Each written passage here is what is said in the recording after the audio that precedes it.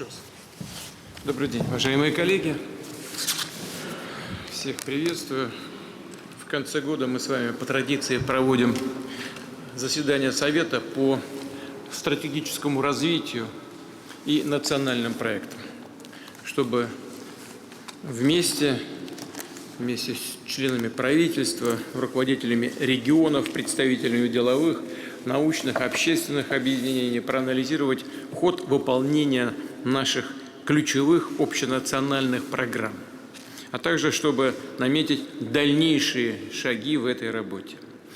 Как вы знаете, в этом году завершаются действующие национальные проекты, в рамках которых было многое сделано и для экономики, и социальной сферы, и для повышения качества жизни наших граждан.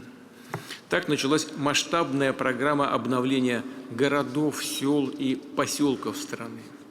С 2018 года благоустроено почти 95 тысяч общественных и дворовых территорий. Запущен всероссийский конкурс по созданию комфортной городской среды.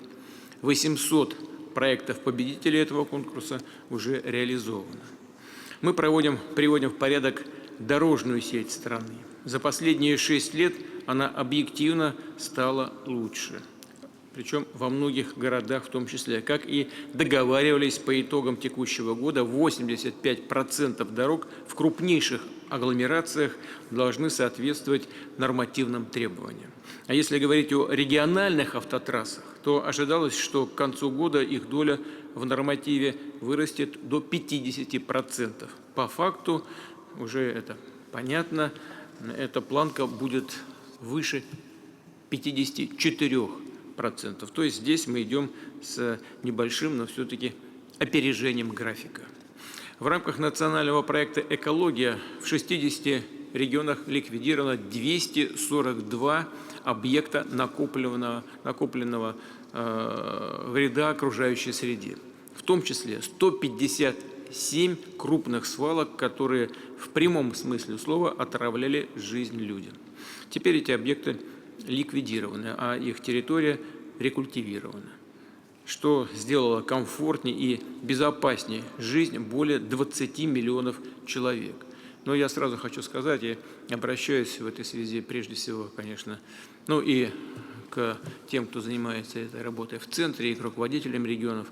Сделать здесь еще нужно гораздо больше, чем сделано. Вот просто, коллеги, обращаю на это ваше внимание. Тем не менее, меняется облик российского, такая площадка по экологии меняется в лучшую сторону, слава Богу.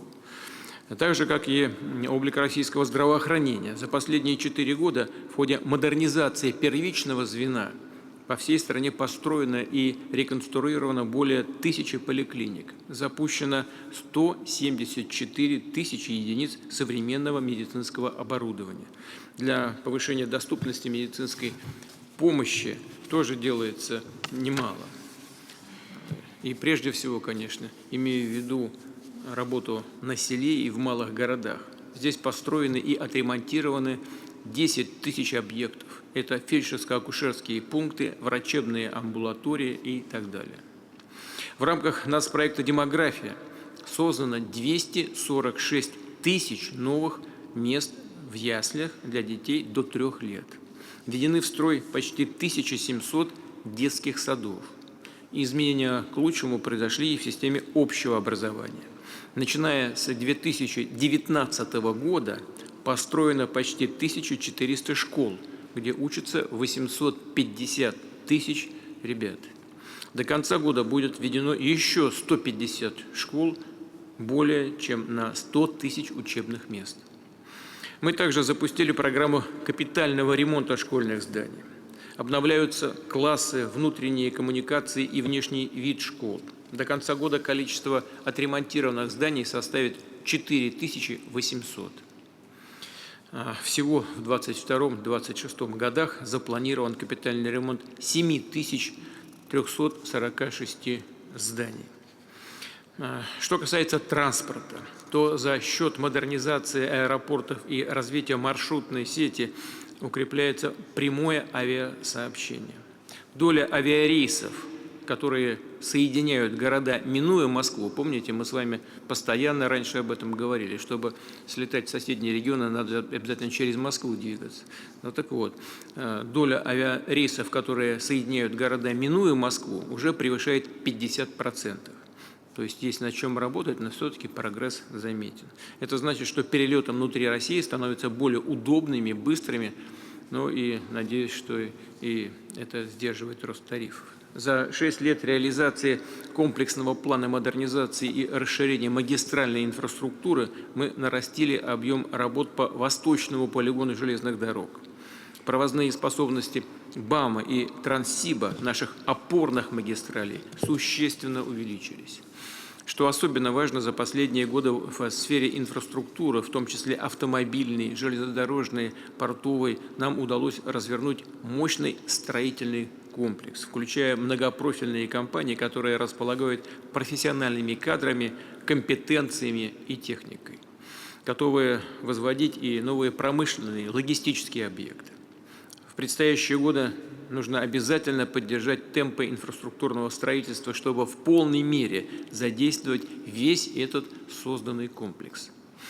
О чем сейчас сказал, это, конечно, далеко не все, что было сделано в рамках национальных проектов за предыдущие годы. Отмечу еще и полученный опыт совместной работы органов власти, делового сообщества и гражданских объединений для достижения национальных целей развития.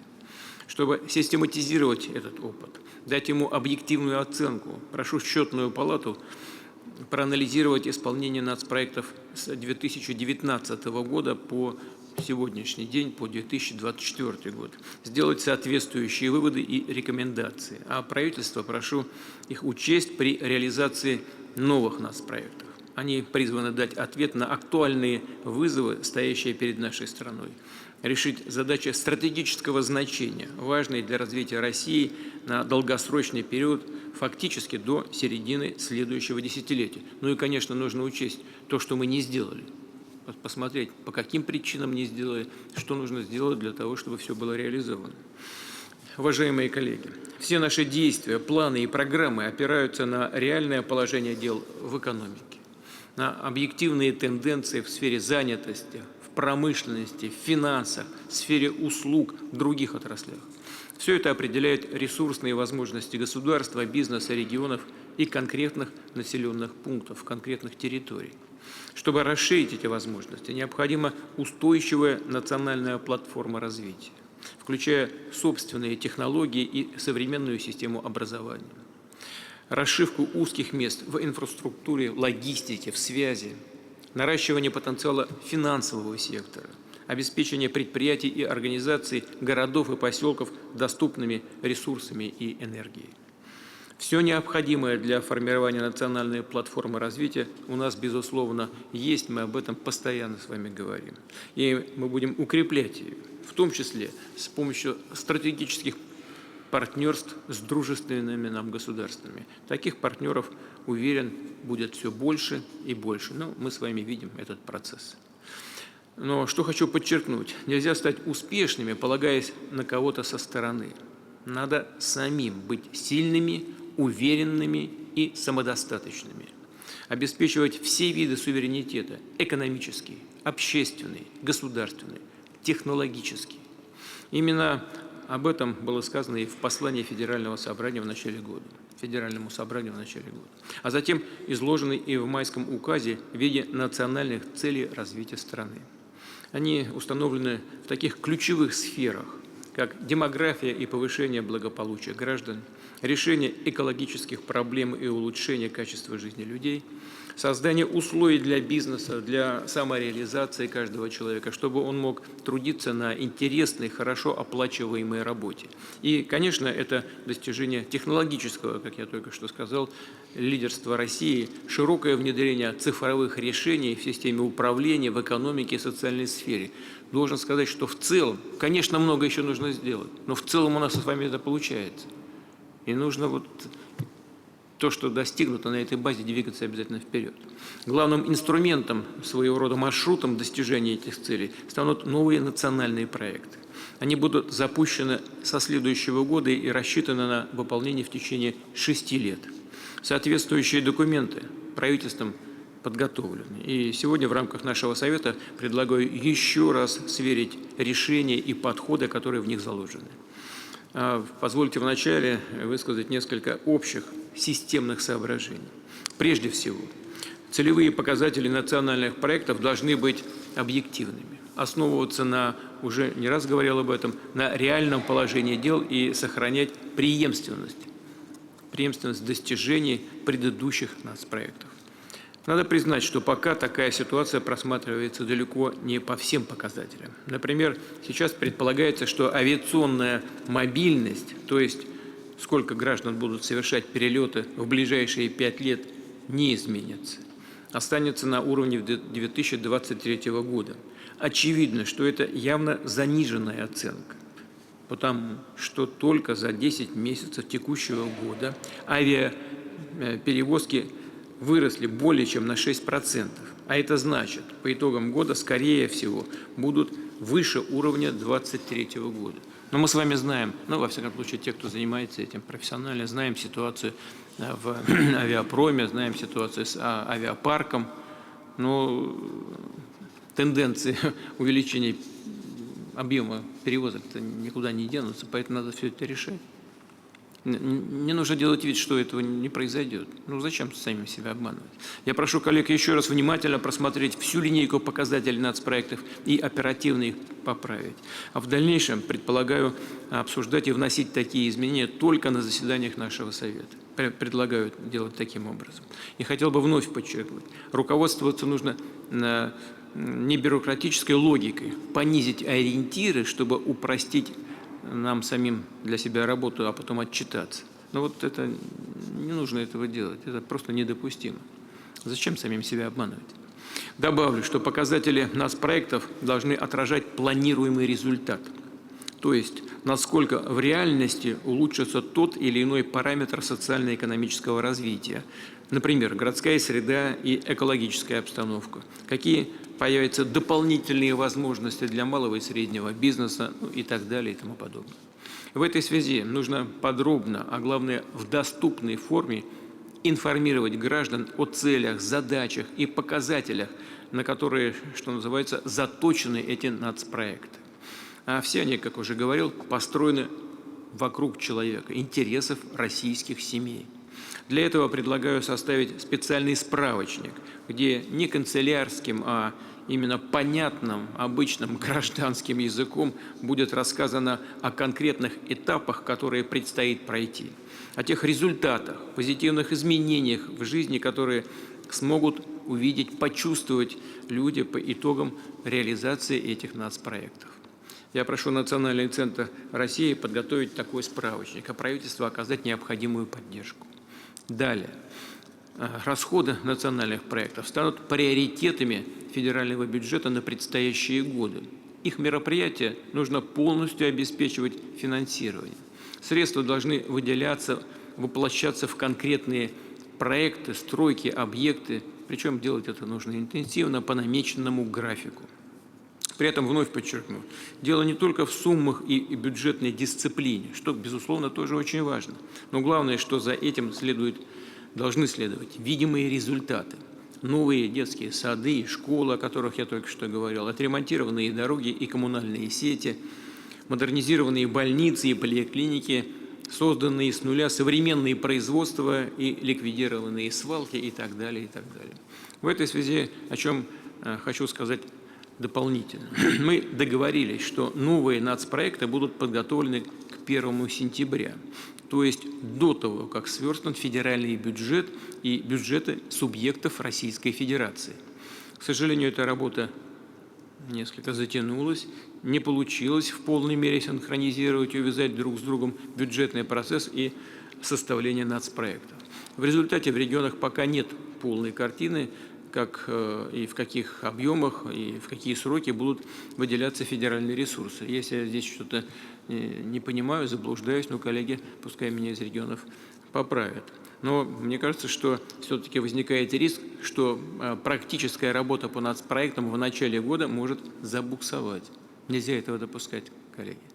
Рассчитываю, что руководители регионов отдельно остановятся на этой теме в своих докладах. А правительство прошу в те дни, что остались до новогодних мероприятий по всей стране, а если понадобится и в эти праздничные, достаточно длительные мероприятия праздничные, решить обозначенные вопросы, поработать дополнительно, чтобы в регионах были и средства, и четкое понимание поставленных задач. Кстати, хорошим финансовым подспорьем для субъектов федерации станет списание части государственного долга, а также выделение дополнительных целевых кредитов на обновление инфраструктуры и улучшение ситуации в системе ЖКХ.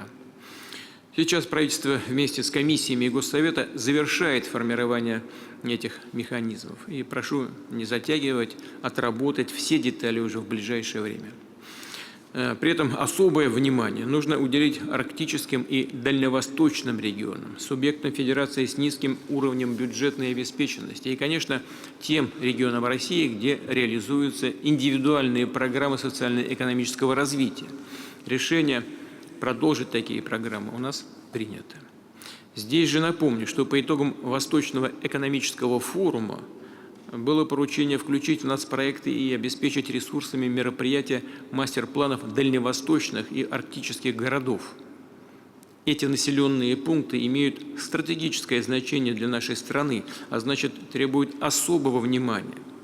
Более того, в нацпроектах инфраструктура для жизни, эффективная транспортная система, семья, продолжительная и активная жизнь, молодежь и дети должны появиться отдельные разделы с мероприятиями указанных мастер-планов. Надо это увязать между собой. На сегодняшний день в полном объеме это пока не выполнено. Рассчитываю, что эти недостатки будут устранены в течение месяца. Прошу вас не затягивать с этой работой. В целом, нужно сделать работу проектных комитетов и всей системы управления над проектами плановой и основательной. В целом, такая работа налажена. Прошу не терять этого качества и этого темпа, чтобы уверенно, шаг за шагом добиваться поставленных целей. А это значит, что документы должны готовиться и обсуждаться своевременно. Прошу участников нашего сегодняшнего совещания также высказаться на эту тему. Повторю, важно сразу задать высокий темп и качество общей работы. В этой связи предлагаю на очередном заседании нашего Совета в июне, он планируется, оценить начало реализации нацпроектов, ход их выполнения и первые результаты. Конечно, здесь важно использовать современные цифровые и платформенные решения, вести анализ больших данных. Такая практика правительством уже освоена, надо ее активно и широко применять. Вместе с тем, нужно постоянно держать обратную связь с гражданами. Мы с вами постоянно, уважаемые коллеги, об этом говорим. Выявлять проблемы на местах, чтобы вовремя корректировать нацпроекты, вносить в них изменения и дополнения, исходя из реальной картины. Повторю, именно мнение граждан имеет ключевое значение. Национальные проекты должны на деле решать проблемы российских семей, вести к повышению качества жизни людей во всех регионах. В этой связи будем оценивать эффективность работы правительства по национальным проектам не только по достижению ключевых показателей, но и используя социологические опросы на основе обратной связи, в том числе по каналам Общероссийского народного фронта и с помощью политических партий, которые, прежде всего, представлены в парламенте, конечно, которые напрямую работают со своими избирателями. Кстати, текущие опросы показывают следующее. По мнению граждан, наиболее заметные результаты нацпроектов достигнуты в сфере дошкольного образования, то есть доступности и работы яслей и детских садов, в создании условий для самореализации людей, а также в области ремонта и строительства автомобильных дорог, в повышении качества и удобства государственных услуг. Что не менее важно, опросы показывают и отстающие направления, где положение дел людей часто не устраивает. И, соответственно, эти вопросы требуют повышенного внимания, имея в виду уровень медицинской помощи, доступность жилья. В целом, создание условий для того, чтобы в семьях рождалось больше детей. А это, как мы понимаем, не только выплаты на ребенка, но и дополнительные возможности в системе образования, здравоохранения, в спорте, культуре и досуге, туризме и отдыхе. Словом, все те сферы жизни, которые важны для людей и которые должны быть максимально комфортными, ориентированными на запросы большинства семей с детьми. Вот я сейчас назвал эти сферы, это совсем не значит, что там ничего не делается. Напротив, я же в первой части отмечал, что сделано много, но я сейчас говорю не об этом, а о том, как люди воспринимают. А это самый главный индикатор. Вот мы сейчас говорим, и мы знаем, какие результаты у нас по жилью достигнуты. Ну, рекордные просто. Никогда ничего подобного это не было раньше. По-моему, в Советском Союзе таких темпов не было. А у нас есть. Ну и слава Богу. Но то, что я сейчас сказал, это реакция людей. Но знаете, вот я еще выше сказал о прозрачности и доступности информации для людей. Вот мы говорим об ипотеке, да, семейной ипотеке. 2%, замечательно, сохранили. Но никто не знает о том, что есть какие-то лимиты, оказывается, у Минфина на эту семейную ипотеку под 2%. Ну, давайте прямо людям скажем. Я понимаю, что надо бороться с инфляцией. Но это ясно. Ну, так по-честному надо сказать. Вот мы в силу того-то, того-то, вот по 2%, лимит такой-то. Кто хочет, поспешите. Лимит закончится в середине года. Или к ноябрю, декабрю. Ну, надо просто честно сказать об этом. И будет понятно. А так люди приходят за ипотеку, говорят, нет, лимит закончился. Какой лимит? Об этом знать никто не знает. А надо, чтобы знали. И тогда будет нормальный диалог с обществом. Будет все понятно. Ничего здесь такого нет особенного. Что скрывать-то? Это лучше, чем когда люди приходят, а потом бум, а там нет ни шиша. Понимаете? Ну зачем?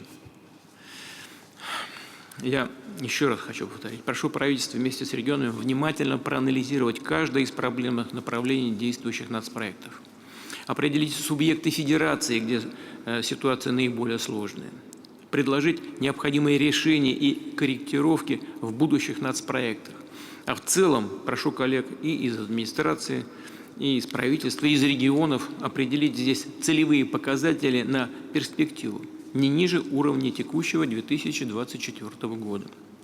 И еще, вновь обращаю внимание коллег, национальные проекты носят не какой-то ведомственный, мы с вами об этом много раз говорили, еще в прошлом году об этом говорили, это не ведомственный характер или какой-то отраслевой характер. Они должны приносить именно комплексный эффект для развития страны, а значит, объединять все уровни и органы власти, граждан, все ответственные созидательные силы нашего общества. Особая роль в составлении и реализации нацпроектов отводится Российской академии наук и деловым объединениям. В этой связи для дополнительной координации действий институтов развития в рамках нацпроектов предлагаю на площадке нашего совета создать специальную рабочую группу. В ней также примут участие главы ведомств финансово-экономического блока правительства. И прошу эту работу организовать, возглавить ее Игоря Ивановича Шувалова. Мы в целом об этом говорили. Думаю, что ВЭБ, конечно, к этому готов. Это такой хороший инструмент для того, чтобы координировать работу подобного рода. Уважаемые коллеги, традиционно в конце года хочу остановиться на ключевых задачах, которые стоят перед нами на ближайший 2025 год. Первое. Сейчас главным вызовом для российской экономики является переход на траекторию сбалансированного роста с низкой безработицей и умеренной инфляцией. Подробно говорил об этом вчера, ну, подробно, не подробно, но говорилось об этом вчера и в ходе моего краткого выступления, и потом в ходе дискуссии на форуме ВТБ. Хотел бы повторить, выход на устойчивую траекторию сбалансированного роста – это совместная задача правительства и Центрального банка. Важно понимать это и соответствующим образом выстраивать механизмы всей государственной политики, включая денежно-кредитную. Второе. Мы продолжим наращивать производственный потенциал России и тем самым развивать экономику предложения. Будем использовать такие меры поддержки бизнеса, которые способны дать максимальный эффект для увеличения выпуска товаров и услуг. Именно в тех отраслях, где это больше всего необходимо. Я прошу правительство и дальше тонко настраивать нормативное регулирование реального сектора, улучшать регуляторную среду и снимать административные барьеры для производственного бизнеса. Но мы постоянно этим занимаемся и постоянно видим, что такая работа, тем не менее, востребована. Обращаю внимание коллег, не надо думать, что можно отложить принятие назревших решений на потом. Нужно действовать здесь и сейчас, и при этом учитывать объективные факторы, которые влияют на работу бизнеса. Имею в виду потребность в кадрах, специалистах рабочих профессий, снабжение предприятий материалами, оборудованием, технологическими решениями. В этой связи третье. Наступающий год станет ключевым для запуска нового этапа технологического развития нашей страны. Ну, я знаю, что буквально на днях правительство эти вопросы обсуждало, так очень предметно. Коллеги подробно рассматривали эту тему, обсуждали, как обеспечить технологическое лидерство России. Повторю, речь не о том, чтобы все производить внутри страны. Это и не нужно, и невозможно. Нам нужно добиваться глобальной конкурентоспособности собственных технологических решений и выходить с ними на мировой рынок. На этой основе закреплять свое лидерство в тех или иных сферах. Сейчас, к сожалению, в нас в проектах не хватает блока подобных системных задач. Добавлю, что, укрепляя технологический суверенитет, нужно смотреть на ситуацию в отраслях в целом, а не только анализировать состояние их отдельных элементов. Иначе получится, что формально планы соответствующих нацпроектов выполнены или даже перевыполнены, а по существу самостоятельные конкурентоспособные направления так и не созданы. При этом подчеркну еще одну важную вещь. При развитии приоритетных технологических направлений, там, где это возможно, разумеется, надо обеспечить увязку работ, проводимых в гражданском сегменте и в оборонной сфере. Это нужно, чтобы избежать дублирования усилий и распыления ресурсов. Ну и, кроме того, и дальше, в будущем, думаю, что в ближайшем будущем, нужно будет решать вопросы диверсификации работы оборонно-промышленного комплекса и отдельных предприятий. И нужно закладывать уже сегодня эти возможности. Отдельно остановлюсь на ракетно-космической промышленности. Знаю, что коллеги еще готовят профильный нацпроект. В его рамках надо обеспечить системный подход, чтобы, как и договаривались на площадке РКК «Энергия» в октябре прошлого года, ракетно-космическая отрасль получила четкие долгосрочные планы комплексного развития и сохраняла ресурс, статус одного из технологических флагманов нашей страны. Четвертое. Из-за внешних ограничений и барьеров у российского бизнеса снижаются возможности использовать, мы знаем об этом хорошо, западную логистическую, страховую, платежную инфраструктуру. И мы активно развиваемся здесь, работаем над собственными решениями, в том числе с коллегами по БРИКС. Эти услуги и сервисы выстраиваются на современной технологической базе, а значит, станут более эффективными и надежными по сравнению с западными аналогами. В том числе нужно обеспечить удобство и низкие издержки для использования рубля в международных расчетах, для дальнейшего усиления роли национальной валюты в таких операциях. И главное, что это востребовано. Коллеги с удовольствием идут на совместную работу. С учетом глобального демографического кризиса, который затронул и Россию, важнейшим направлением усилием государства является поддержка семьи, рождаемости. Уже в следующем году необходимо создать условия для перелома демографической ситуации. Понимаю, что это очень сложная задача. И, честно говоря, по объективным обстоятельствам даже, может быть, не все от нас зависит. Но нужно сделать все, что зависит от нас, чтобы в дальнейшем добиться выхода рождаемости в нашей стране на уверенный рост, на позитивный тренд. В этой связи, что называется, красной нитью через национальные проекты должна пройти нацеленность на решение проблем семей, прежде всего семей с детьми, разумеется. На предыдущем заседании нашего Совета в мае уже мы говорили об этом, и соответствующее поручение было сформулировано. Прошу профильные комиссии Госсовета держать на постоянном контроле мероприятия всех нацпроектов, которые призваны повысить благополучие, качество жизни семей с детьми. Добавлю, что мы также рассмотрим этот вопрос совсем скоро на заседании Государственного совета, где будут подведены итоги года семьи. Спасибо за внимание. Михаил Иванович, прошу вас. Спасибо. Уважаемый Владимир Владимирович, по вашему поручению правительство подготовило паспорта 19 национальных проектов. Они направлены на реализацию утвержденных вами национальных целей и программы социально-экономического развития России до 2030 года, которую вы обозначили в послании. Ну а также других задач по укреплению устойчивости экономики и повышению качества жизни наших людей в каждом регионе. Работа шла в тесном контакте с профильными комиссиями Госсовета, парламентариями, экспертным и бизнес-сообществами с ориентиром на обратную связь от граждан. Из федеральных ресурсов на нацпроекты до конца 2030 года планируется направить свыше 40 триллионов рублей. Еще не менее 13 триллионов привлечь за счет внебюджетных инвестиций. В проекте федерального бюджета на следующую трехлетку правительство все необходимые средства для этого предусмотрело. Теперь подробнее о содержании национальных проектов. Начну с трех, которые касаются значимых для людей вопросов, в целом сбережения народа России. На реализацию национального проекта «Семья» из федерального бюджета пойдет более 17 триллионов рублей до 2030 года. В нем объединяем новые действующие меры для поддержки родителей с детьми. Акцент делаем на том, чтобы в России появлялось больше многодетных семей. Продолжим формировать доступную и качественную инфраструктуру, особенно в сельской местности, в том числе для повышения качества медицинской помощи тем, кто планирует рождение ребенка, беременным женщинам и малышам. Предусмотрено оснащение детских поликлиник и создание женских консультаций, возведение детских садов, модернизация образовательных пространств, обновление культурно-досуговых учреждений в малых городах, театров, музеев, библиотек.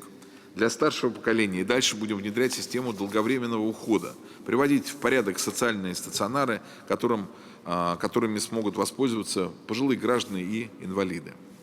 Не менее масштабный проект «Продолжительная и активная жизнь» направлен на дальнейшую модернизацию первичного звена, в том числе в сельских и отдаленных территориях. Он поможет создать более 3000 объектов здравоохранения и еще свыше 7 капитально отремонтировать. Также приобрести порядка 54 тысяч единиц оборудования и транспорт для выезда к пациентам. Как вы поручали, Владимир Владимирович, усилим борьбу с сердечно-сосудистыми и онкологическими заболеваниями, гепатитом, обеспечивая людей с такими диагнозами необходимыми лекарствами за счет государства. А для помощи гражданам с диабетом обновим эндокринологические центры. Дети и беременные женщины продолжат получать системы непрерывного мониторинга глюкозы. Особое внимание уделим также развитию и модернизации федеральных медорганизаций. Создание условий для самореализации современного поколения граждан станет вестись по национальному проекту «Молодежь и дети».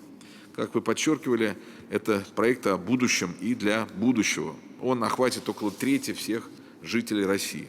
Работа включает в себя строительство и ремонт школ, обновление педагогических университетов, формирование образовательно-производственных центров и кластеров профессиональной подготовки, инженерных школ, ну и, конечно, развитие сети кампусов мирового уровня. Через 12 лет их должно быть не менее 40. Поддержку вузов обеспечим через программу «Приоритет-2030». Теперь о двух национальных проектах, которые послужат достижению поставленной вами, Владимир Владимирович, цели по созданию комфортной и безопасной среды.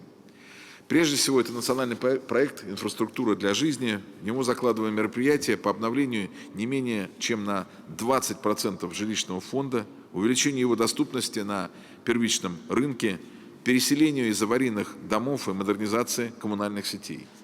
Продолжится благоустройство городов и поселков, запланированные масштабные проекты дорожного строительства и ремонта, которые затронут как федеральную, так и региональную сеть, а также дальнейшее обновление общественного транспорта. По нацпроекту «Экологическое благополучие» продолжится ликвидация свалок, объектов накопленного вреда, стимулирование использования вторичного сырья. Также поддержим установку в домах современных экологических котлов, модернизацию угольных котельных. Важное направление – это оздоровление водных объектов, сохранение лесов, их восстановление, сбережение биологического разнообразия. Все это предусмотрено в новом национальном проекте. Уважаемый Владимир Владимирович, для достижения национальных целей, поступательного развития страны и уверенного дальнейшего движения вперед нужна сильная экономика, и на это направлены следующие 4 национальных проекта. В рамках одного из них, эффективная и конкурентная экономика, будем стимулировать рост малого и среднего предпринимательства, расширять для него инфраструктуру промышленных и техно- и бизнес-парков. Для повышения производительности труда основное внимание уделим социальной сфере и секторам, где она растет меньшими темпами, чем экономика страны в целом. К концу 2030 года такими инициативами будут охвачены все государственные и муниципальные организации соцсферы. В части обеспечения притока инвестиций в основной капитал станем и дальше формировать благоприятную деловую среду, распределять риски между бизнесом и государством, снижать издержки, в том числе через внедрение регионального инвестиционного стандарта. Сохраним также и зарекомендовавшие себя инструменты. Делаем ставку также на ускоренное развитие малых технологических компаний. Объем их выручки за 6 лет планируется увеличить в 7 раз.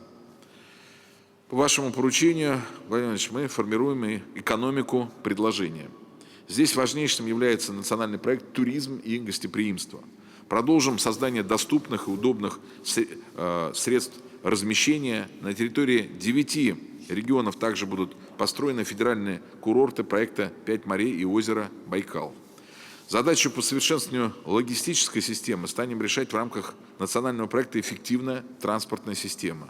В нем предусмотрены мероприятия, за счет которых к концу десятилетия будет обеспечено почти двукратное увеличение мощности инфраструктуры единой опорной транспортной сети России.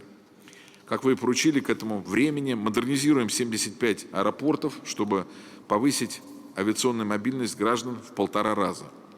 В планах также запуск высокоскоростной железнодорожной магистрали между Москвой и Санкт-Петербургом, дальнейшее развитие Северного морского пути, ледокольного флота и строительство портовой инфраструктуры. Такой надежный транспортный каркас является обязательным условием для наращивания торговли с зарубежными партнерами, и задачи по расширению международной кооперации мы выделили в отдельный национальный проект, который предполагает создание сквозной системы поддержки наших компаний.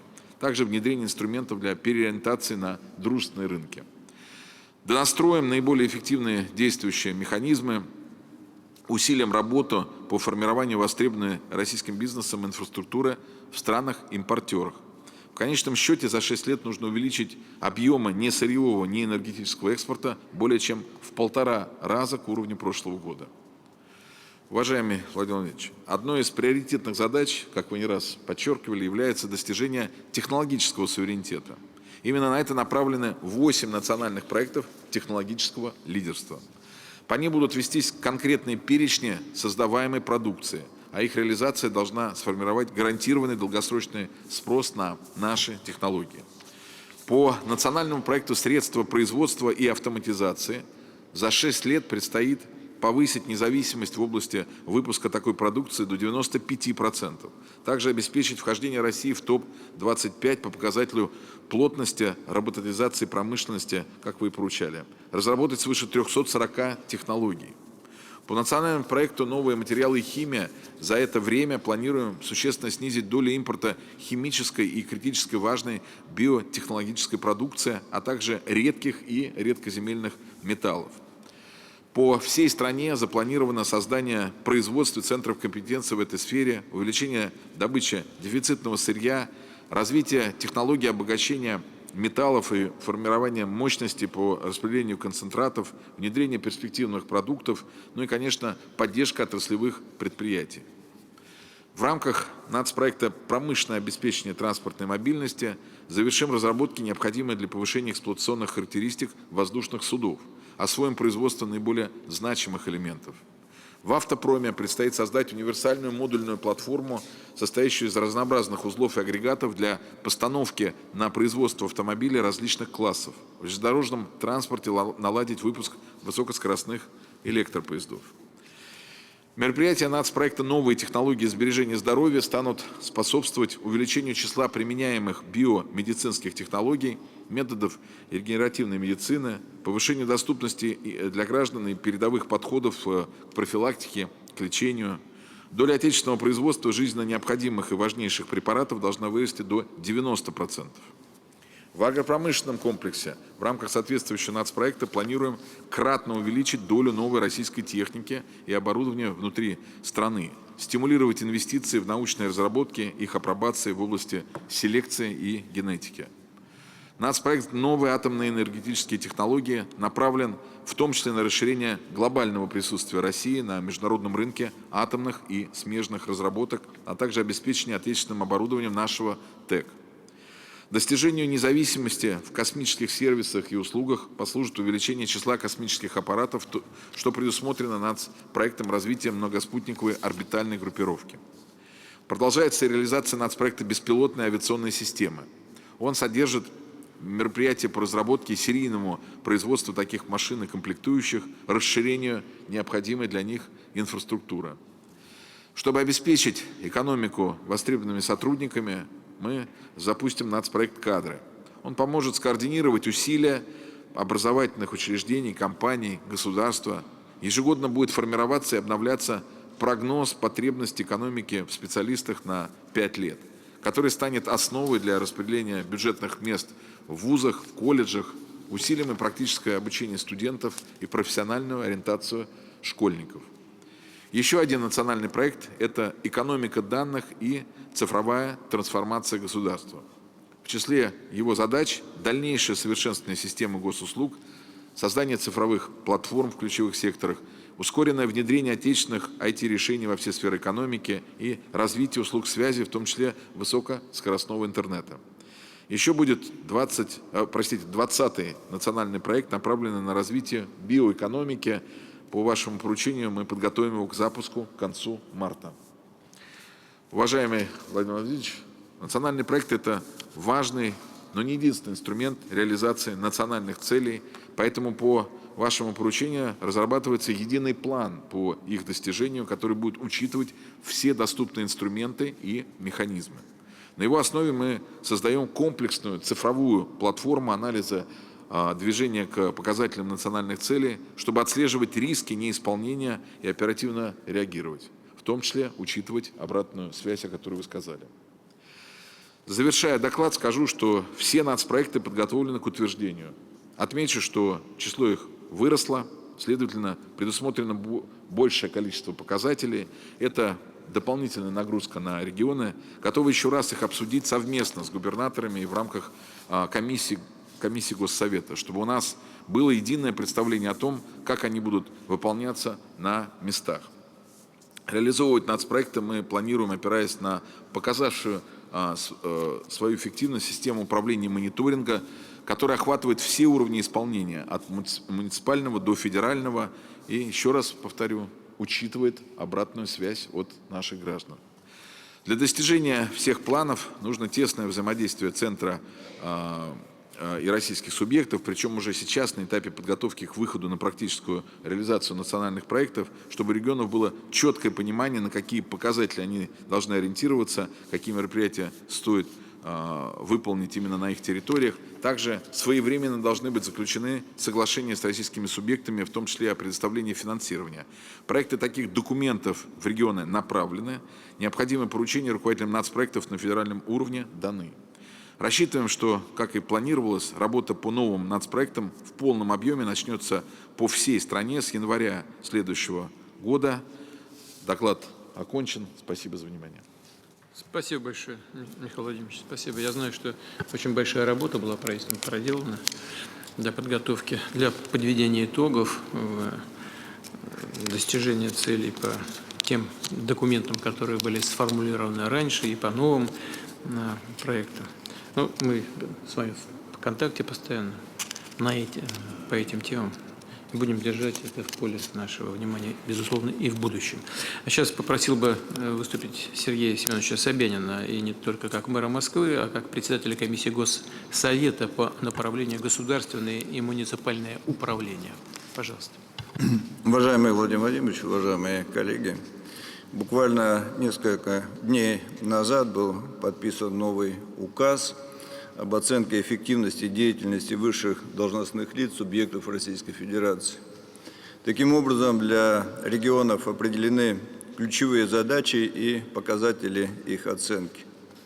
Когда мы готовили для вас соответствующие предложения, то стремились сохранить преемственность показателей с предыдущим указом и избежать избыточного увеличения числа показателей, чтобы была возможность сосредоточиться на главных направлениях работы.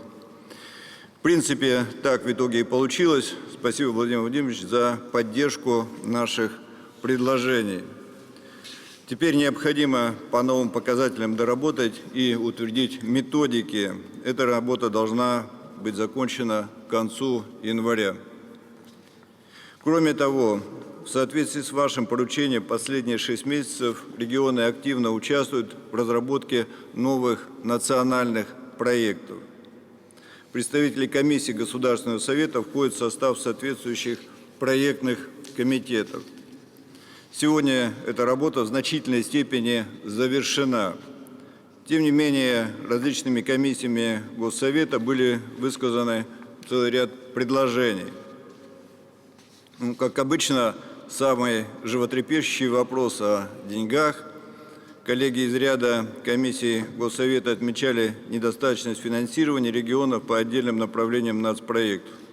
Думаю, что в процессе исполнения бюджета эти вопросы можно обсуждать, но в целом хочется поблагодарить вас, уважаемый Владимир Владимирович, и правительство Российской Федерации за то, что в нынешнее время, когда решение задач СВО и противодействие санкциям требует предельной мобилизации всех ресурсов государства, расходы на национальные проекты остались приоритетом федерального бюджета.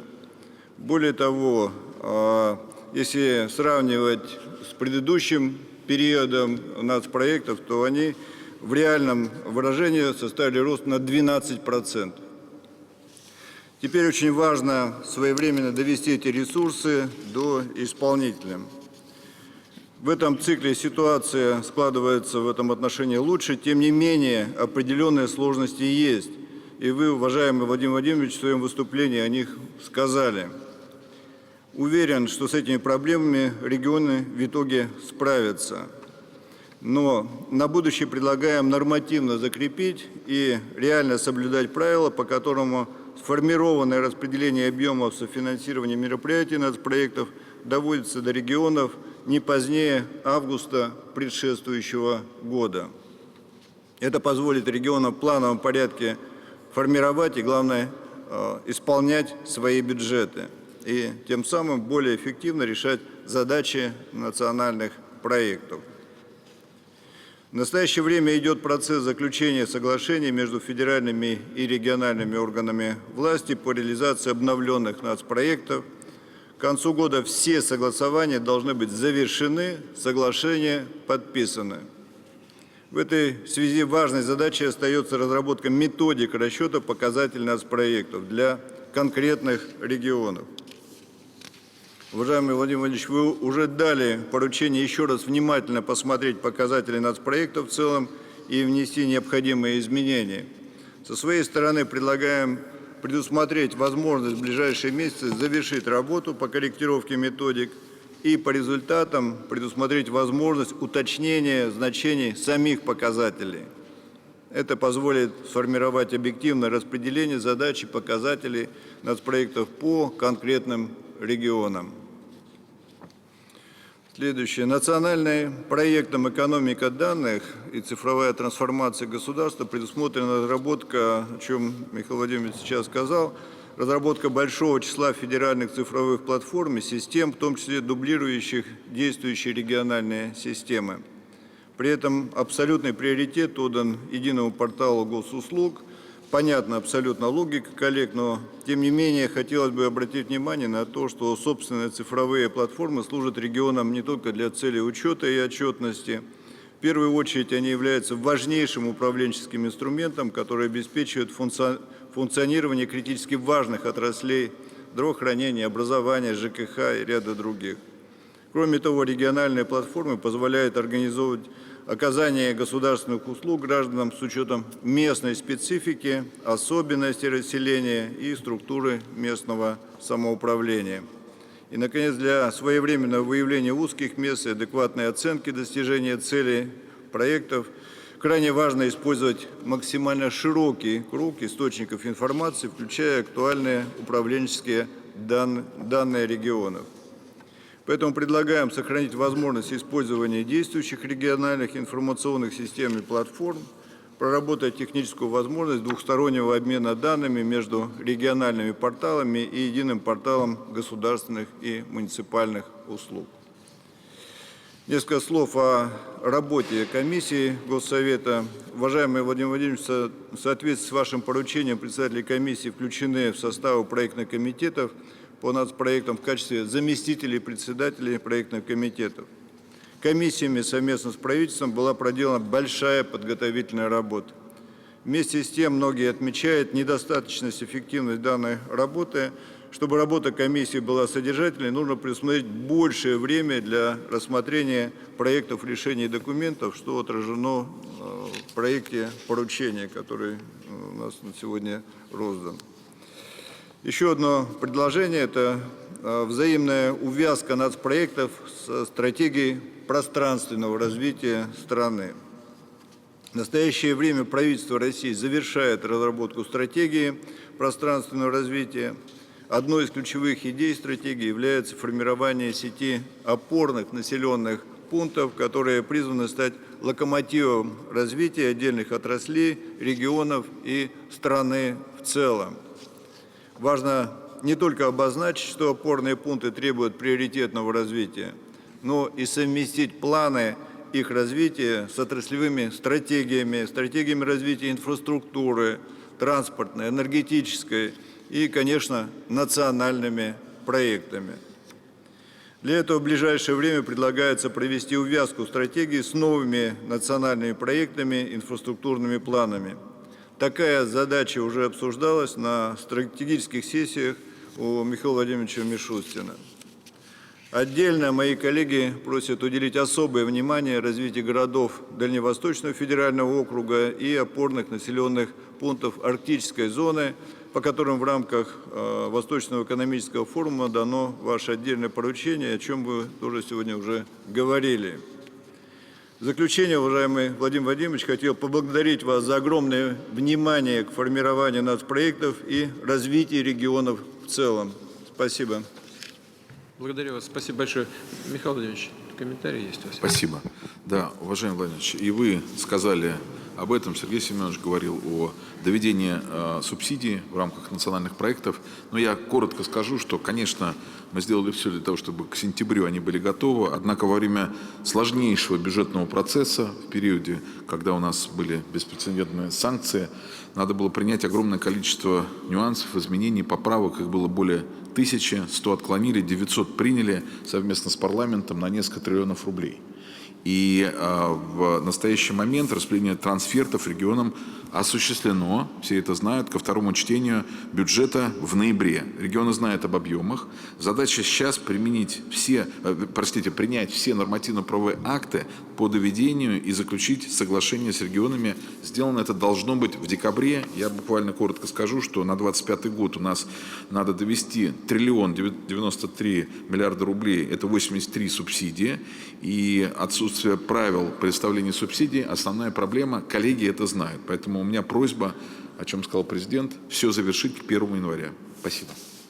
Спасибо большое. Полностью, разумеется, поддерживаю то, что было сказано председателем правительства. Пожалуйста, Игорь Иванович Шувалов. Уважаемый Владимир Владимирович, уважаемые члены Совета, уважаемые коллеги, Владимир Владимирович, во-первых, разрешите поблагодарить вас за создание нового механизма координации инструментов развития, которые потребуются для исполнения целей развития до 2030 года, и за доверие работать в этом обновленном механизме. Разрешите сказать несколько слов о том, как повестка Организации развития исполнена к настоящему моменту, а в декабре 2024 года заканчивается ранее утвержденная стратегия, и мы стоим на пороге утверждения новой стратегии до 2030 года. Должен сказать, это не секрет, что основные экономические успехи в ряде государств в первую очередь связаны с организациями развития, в первую очередь с банками развития. В Российской Федерации Банк развития существует с 2007 года, но это не единственная организация, которая предоставляет различные меры поддержки экономики. В группу развития по решению правительства 2020 года также входит корпорация МСП. Это отдельный большой блок работы по поддержке малого и среднего предпринимательства. Это поддержка экспорта, группа РЭЦ и, конечно же, это большая технологическая и инновационная повестка. И эту работу проводит фонд Сколково, ФРИД, Фонд развития промышленности, фонд Бортника и другие организации. По стратегии, которую мы завершаем в этом месяце, в декабре 2024 года, мы должны были всей группой обеспечить поддержку экономики из совокупных источников в размере 17 триллионов рублей. По предварительным данным, почему предварительные, окончательные данные будут только у нас по результатам статистики к концу первого квартала 2025 года, докладываю вам, что всей группой развития поддержано проектов вместе с коммерческими банками и, конечно же, при федеральной и региональной поддержке на общую сумму 22 триллиона 900 миллиардов рублей. Еще раз скажу, что эта сумма подлежит уточнению в течение первого квартала будущего года. Наш основной продукт в последние годы, который мы смогли предоставить рынку, это фабрика проектного финансирования. И нашим наблюдательным советом сделано для того, чтобы этот проект стал реальностью много. В настоящий момент мы на триллионы рублей вместе с коммерческими банками финансируем проектов больше, чем на 2 триллиона рублей. Мы финансируем 36 проектов. На будущий год предоставлена огромная субсидия из федерального бюджета и утверждена федеральным законом о бюджете для того, чтобы фабрика проектного финансирования была в полном объеме выполнена по тем процентным ставкам, которые утверждены для клиентов. Это сумма 125 миллиардов рублей, и все 36 проектов будут продолжены. К настоящему моменту подготовлены 20 проектов, по 10 из проектов уже в высокой степени готовности к подписанию проектная документация, не только проектная кредитная документация, но мы в постоянном диалоге с Центральным банком, с Министерством финансов, правительством, с правительством в целом, и мы понимаем, что необходимо взять паузу. Намереваемся провести на площадке веба под руководством председателя наблюдательного совета встречу с инвесторами для того, чтобы объяснить причины этой паузы и к возвращению финансирования по этому проекту и готовности подписать кредитную документацию, к возвращению ключевой ставки к приемлемым результатам. И мы договоримся с Центральным банком и с правительством, что это за отсечка, при которой мы вернемся к финансированию новых проектов. Тем не менее, дорога для подписания такой кредитной документации не закрыта. Совсем недавно в рамках транспортной недели председателем правительства было принято решение даже в этих жестких условиях, когда ожидается кредитное сжатие и кредитное охлаждение. Михаил Владимирович поддержал проект и были изысканы средства для того, чтобы начать строительство аэропорта в Мурманске. И, как я понимаю позицию правительства, ключевые проекты, особенно по базовой инфраструктуре, будут продолжены в этих условиях. Фабрика проектного финансирования была запущена в 2017 году. Владимир Владимирович, тогда были совсем другие условия. В настоящий момент проектное финансирование уже реальность. Наши основные партнеры – это Сбер, ВТБ, Газпромбанк. К этой работе также готовы подключаться ПСБ и Альфа. И в настоящий момент мы слышим запрос от правительства, Центрального банка. Вчера вы об этом говорили в рамках форума «Россия зовет», что нам необходимо переходить к смешанному финансированию. В том числе недавняя моя встреча с председателем Счетной палаты также говорит о том, что существующие механизмы фабрики проектного финансирования следовало бы донастроить. Мы подготовили такие предложения, находимся сейчас в дискуссии и надеюсь, что в начале 2025 года новый инструментарий по фабрике для того, чтобы обеспечить смешанное финансирование, мы сможем предоставить. Работаем с правительством, чтобы было выпущено соответствующее постановление правительства, и будем просить о специальном регулировании, вполне возможно о пилотном регулировании со стороны Центрального банка, чтобы мы могли работать с пенсионными накоплениями.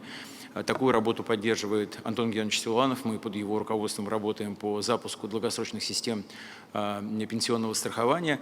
И мы понимаем, как вот этот опыт ВЭБа, как государственной управляющей компании, мы управляем долгие годы большой суммой, это 2,5 триллиона рублей деньгами застрахованных лиц. И мы намереваемся выйти с новым продуктом в рынок для того, чтобы люди среднего поколения могли доверить свои средства и предоставить их для тех проектов, которые запускаем в рамках фабрики проектного финансирования, поскольку уверены, что это одни из самых надежных и лучших проектов в стране. Они многократно проверены не только рисками службы управления рисками ВЭБа, но и коммерческих банков. Они верифицированы со стороны Министерства экономического развития, и они, безусловно, являются частью большой повестки развития. То есть они вносят существенный вклад в те федеральные проекты, о которых говорил Михаил Владимирович. Мы в течение 2024 года, и у меня была возможность вам доложить, Владимир Владимирович, в рамках межбанковского механизма сотрудничества БРИКС с банками стран БРИКС работали по новым методам финансирования. И вот то, что мы сейчас обсуждаем в Российской Федерации, это, конечно же, образец смешанного финансирования, и это сейчас является повесткой и для Китайской Народной Республики, и для Индии, и для других государств, в которых банки развития значительно больше, чем в Российской Федерации, обладают большим капиталом. Тем не менее, повестка та же самая. Мы уверены, что мы по этому пути значительно продвинемся. По нашей новой стратегии. Она, конечно же, проистекает из тех федеральных проектов, о которых сейчас говорил председатель правительства. И по согласованию с председателем правительства мы в рамках стратегической сессии намереваемся до конца первого квартала, скорее всего, это будет март 2025 года, защитим новую стратегию группы развития для того, чтобы это была наша общая повестка и администрации президента, и правительства, и всех организаций, которые входят в систему координации. По предварительным данным, перед нами стоит задача по обеспечению поддержки проектов в сумме до 30 триллионов рублей, включая 2030 год. Под руководством Министерства экономического развития мы провели предварительно работу по запросам на финансирование по различным проектам. Эта цифра подлежит уточнению, но я ее назову. По проектному финансированию запрашивается сумма в 41 триллион рублей. Это и средства инициаторов, это средства группы развития, коммерческих банков, бюджетная поддержка и, конечно же, новые способы и новые источники работы на рынке капитала. Тем не менее, вот значительный вклад в выполнение этой цели мы считаем, мы в состоянии выполнить и обязательно выполним. В новой стратегии говорится о том, что ВЭБ должен будет поддержать проектов через различные механизмы. Это не только проектное финансирование, это и отдельно наша повестка по развитию городов, это повестка по поддержке проектов через участие в акционерном капитале, через выдачу поручительств и гарантий. Это наша общая обязанность по этим целям до 30 года не менее 15 триллионов рублей. Большой блок работы лежит на РЭЦ, Российском экспортном центре, и компании, которые входят, включая и кредитование, и нефинансовые меры, и финансовые меры, включая страхование экспорта. Этот объем должен составить не менее 10 триллионов рублей. По корпорации МСП этот объем не менее 5 триллионов рублей, и технологическая повестка, где сдает тон по стартапам и акселераторам Сколково, где мы работаем здесь под руководством Дениса Валентиновича Мантурова по Фонду развития промышленности. Мы считаем, что их вклад будет обеспечен не менее 1 триллиона рублей. Должен заверить Владимир Владимирович, что при принятии этой стратегии нашего капитала достаточно для того, чтобы эти цифры исполнить. Берем на себя обязательство, что в полном объеме до 30 года эти цели будут достигнуты. И И выполняя эту стратегию, мы будем надежным партнером не только для коммерческих банков и для всего коммерческого сектора, который объединен в таких объединениях, как ТПП и РСПП. Мы хорошо знакомы с повесткой этих компаний, поддерживаем постоянный диалог, будем развивать повестку развития вместе с ними. Спасибо. Спасибо большое. Пожалуйста, Красников Геннадий Яковлевич. Да, глубоко уважаемый Владимир Владимирович, уважаемые коллеги, 28 февраля этого года указом президента утверждена обновленная стратегия научно-технологического развития Российской Федерации. В соответствии с этим документом был создан научно-технический совет Комиссии по научно-технологическому развитию при правительстве России. Возглавить его поручено было мне, как президенту Российской академии наук. В результате сложился действенный механизм участия Российской академии наук в решении ключевых вопросов развития науки и технологий в нашей стране. За этот период научно-технологическим советом проделана большая работа. В том числе мы рассмотрели 16 проектов технологического лидерства национального. Всего было проведено более 30 совещаний с федеральными органами государственной власти, непосредственными разработчиками нацпроектов. Научно-техническим советом было сделано свыше 270 замечаний и предложений к проектам. Совместно с правительственной комиссией по научно-технологическому развитию, председателем которой является Дмитрий Николаевич Чернышенко, эти замечания отрабатывались, и большинство фактически из них были учтены. Хотел бы отметить, что правительством проведена масштабная, глубокая работа по подготовке национальных проектов. На сегодняшний день эти нацпроекты уже сбалансированы достаточно и реализуемы.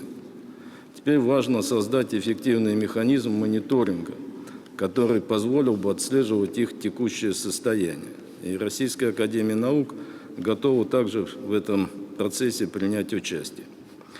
Вместе с тем, по результатам работы хотел бы отметить следующее. Представленные национальные проекты в первую очередь нацелены на решение задачи импортозамещения, что, наверное, правильно в текущих условиях и связано с необходимостью скорейшего укрепления технологической независимости. Тем не менее, считаем необходимо также предусмотреть проекты, ориентированные именно на технологическое лидерство. У нас есть направления, где российская наука, российские технологии традиционно были сильными и всегда занимали и сегодня занимают мировые позиции. Например, хорошие заделы в ядерных технологиях, сильные позиции в биотехнологиях, фотонике, СВЧ электронике, других сферах.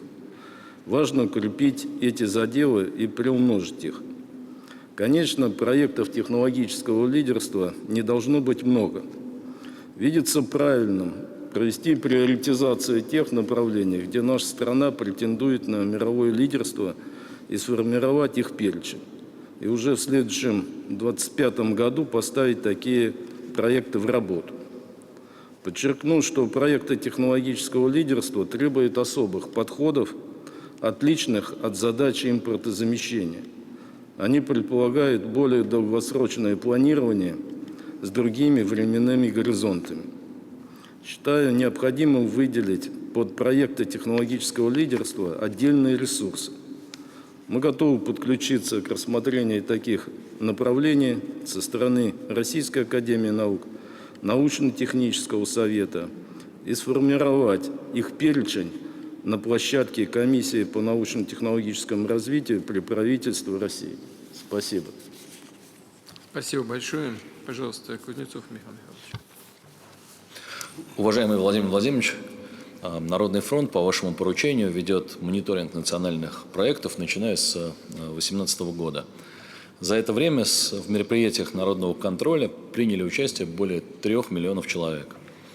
Мы регулярно общаемся с людьми, и наши данные показывают, что количество граждан России, чувствующих реальные изменения в своей жизни, которые произошли благодаря реализации национальных проектов, растет. Назову 5 сфер с наибольшими изменениями. На первом месте цифровизация государственных услуг. Заметили больше всего людей. На втором – состояние дорог. На третьем месте – благоустройство городской среды. На четвертом месте – поддержка семьи и детства. И на пятом месте – внутренний туризм. Это во многом перекликается с той социологией, цифры которой вы приводили, Владимир Владимирович. Новые национальные проекты стали результатом большой работы правительства. В них комплексно, с подробными показателями эффективности, учтены задачи, принципиальные для развития страны. Очень важно, что в качестве инструмента оценки появился показатель удовлетворенности и доверия людей. Мы со своей стороны в дополнение к социологическим показателям осуществляем так называемый народный контроль. Продолжаем проверять фактическую реализацию и собирать обратную связь. Приведу несколько проблем, не до конца решенных предыдущими нацпроектами, которые должны, на наш взгляд, остаться в фокусе внимания. В сфере ЖКХ людей беспокоит качество управления жилищным фондом. Треть граждан говорят нам о том, что сталкивались с поддельными протоколами выбора управляющих организаций. Качеством капитального ремонта удовлетворены пока только 32% граждан, хотя этот показатель постоянно растет. По этим вопросам мы плотно работаем вместе с Минстроем. В образовании мы регулярно опрашиваем директоров школ, учителей, родителей. Треть родителей сообщает, что они вынуждены нанимать репетиторов, а в 11 классе это число доходит уже до 71%. При этом половина семей тратит на репетиторов от 10 до 15 тысяч рублей в месяц, а 20% более 15 тысяч рублей. В этой проблеме нужно глубоко разобраться, цифры кажутся очень высокими. Министерство образования, они уже это делают, предстоит большая работа по систематизации школьных программ с точки зрения соответствия единому госэкзамену. Здравоохранение – это самая чувствительная и сложная сфера, в которой нельзя решить все проблемы одномоментно, но вместе с тем есть ощутимые изменения к лучшему. Приоритетным здесь мы считаем вопрос лекарственного обеспечения. Сохраняются населенные пункты, где стоимость проезда до ближайшей аптеки превышает стоимость приобретаемых лекарств. Отдельно отмечу, что 45% пациентов, которым положены льготные лекарства, все еще сталкиваются с проблемами в их получении. Особенно здесь нужно обратить внимание на потребности тех, кто возвращается из зоны специальной военной операции, даже если это потребует поиска дополнительного финансирования и изменения регуляторики. 77% родителей, у которых дети занимаются на бюджетной основе, доплачивают за детский спорт. Среди типичных расходов – форма, покупка инвентаря, дополнительные занятия и мастер-классы. Расходы на сборы и соревнования при этом по тем цифрам, которым нам называют люди, могут достигать и 100, и более 100 тысяч рублей. 44% родителей отмечают, что их дети хотят заниматься спортом, но не делают этого, так как рядом нет бесплатных спортивных секций. Среди системных проблем, которых хотелось бы избежать при реализации новых нацпроектов, можно выделить следующее. Первое – это затягивание сроков и качество работ на объектах, были нами выявлены на каждой 10-й крупной стройке. Второе – у муниципалитетов не всегда есть достаточный объем средств для содержания построенных объектов, особенно это касается масштабного благоустройства, это самое заметное. Третье – внедряемые государственные информационные системы не всегда снижают нагрузку на учителей, врачей, государственных служащих, которых используют, а иногда, по их оценке, приводят к ее ощутимому увеличению. Народный фронт, уважаемый Владимир Владимирович, в этом году добился 44 тысяч решений по различным случаям социальной несправедливости, проверил ход строительства более 4 тысяч социально значимых объектов. Скажу честно, что наша обратная связь воспринимается по-разному. В связи с этим хотел поблагодарить федеральные органы власти и отдельно Министерство обороны и Министерство промышленности и торговли, с которым мы ведем фактически ежедневную совместную работу в части решения проблем военнослужащих и поддержки производителей изделий для фронта. А также спасибо всем регионам, кто конструктивно реагирует на наши предложения. Продолжим и усилим эту работу в дальнейшем. Большое спасибо за внимание. Спасибо большое. Я бы попросил сейчас коллег из правительства очень коротко отреагировать на то, что было только что сказано, ну, и на некоторые другие вещи. Ну, давайте начнем с ЖКХ. Проблема тянется десятилетиями, понятно. У нас, ну, я считаю, большой очень ресурс выделен на решение этих проблем. Марат Александрович. Владимир Николаевич, мы в рамках нацпроекта «Инфраструктуру для жизни» сформировали отдельный федеральный проект модернизации коммунальной инфраструктуры.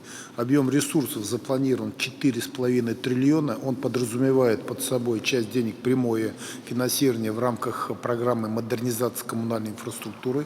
Он подразумевает не менее 50% финансирования инвестиционных бюджетных кредитов. У нас это в вашем послании прозвучало.